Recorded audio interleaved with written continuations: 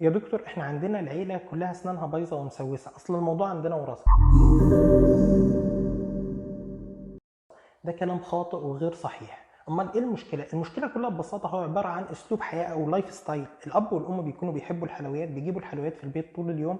الابن بيبقى حابب بيجرب الحلويات فبتعجبه، فبيفضل ياكل حلويات طول اليوم. في نفس الوقت الاب والام ما بيكونوش مهتمين ان هم يغسلوا اسنانهم قدام الابناء، وده مهم جدا للطفل، ان هو الطفل يبقى عنده قابليه ان هو يقلد، بيبقى عايز يشوفك بتعمل ايه وانت بتغسل اسنانك او بتحرك الفرشه بطريقه معينه في بقك. يعني يا دكتور هو موضوع الاسنان ده ما فيهوش وراثه؟ لا، في وراثه، بس التسوس في حد ذاته مش هو اللي وراثه. هو فعلا التسوس اشهر مرض في طب الاسنان، بس مش بيتوارث من جيل لجيل. اللي بيتوارث هو شكل الاسنان. يعني ايه الكلام ده؟ احنا عندنا الاسنان عباره عن جبال صغيره في بينها شقوق. الشقوق دي هي عباره عن جزء من شكل السن، هو ده فعلا اللي ممكن ينتقل من جيل لجيل. طب يا دكتور يعني هي ايه مشكلتنا مع الشقوق دي؟ الشقوق دي ببساطه عباره عن مكان في السن بيبقى في نفس الوقت عميق قوي، وممكن بيجمع بقايا طعام بصوره كبيره. وانت في نفس الوقت حتى لو انت بتغسل اسنانك بالفرشه والمعجون كويس، احيانا الفرشه ما بتعرفش تنظف البقايا خصوصا لو صغيره قوي. طيب هي ايه مشكله الشقوق دي معانا؟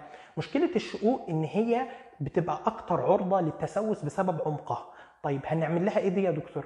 ببساطه جدا، ابنك اول ما يوصل سن 6 أو 7 سنين تروح بيه لدكتور وتقول له ان انا عايز اقفل الشقوق دي، بس بشرط ما يكونش لسه السن سوس. يعني لازم اول ما السن يبدا يطلع في بقه لازم تروح بيه للدكتور، ما تستناش ان هو يسوس. هتكون في نفس الوقت هيحطوا له ماده يقفل بيها الشقوق دي من غير بنج، من غير حفر في السن، وتكون في نفس الوقت وفرت تكلفه كبيره ممكن تدفعها، ووفرت على نفسك ان هو ممكن يدخل في عصب او حاجات اكبر من كده.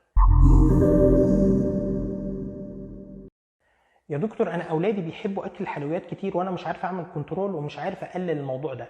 بص تعالى اقول لك تعمل معاهم ايه. حاول تخلي اكل الحلويات هي مره واحده في اليوم، حتى لو كانت كميه اكبر، احسن ما انت تخليه ياكل يعني حلويات وبعد شويه ياكل حلويات تاني وهكذا. ليه؟ لان الحلويات بتخلي الوسط بتاع الفم وسط حامضي، وده بيخلي البكتيريا تشتغل بصوره سريعه، وبتبقى التسوس عرضه، بيبقى الاسنان عرضه للتسوس بصوره كبيره جدا. طيب اعمل ايه عشان اقلل الموضوع ده؟ حاول ان انت تخلي موضوع اكل الحلويات ده هو مره واحده في اليوم، وبعدها يغسل اسنانه. ما قدرتش تعمل كنترول ان هو يغسل اسنانه، حاول ان هو ياكل حاجه زي جبنه او اي حاجه من مشتقات الحليب. ليه بقى؟ لان الجبنه او الحليب بيخلي وسط الفم وسط قاعدي، والوسط القاعدي ده هو افيد كتير قوي للاسنان من الوسط الحامضي اللي البكتيريا بتنشط فيه وبيبقى عملها بصوره سريعه.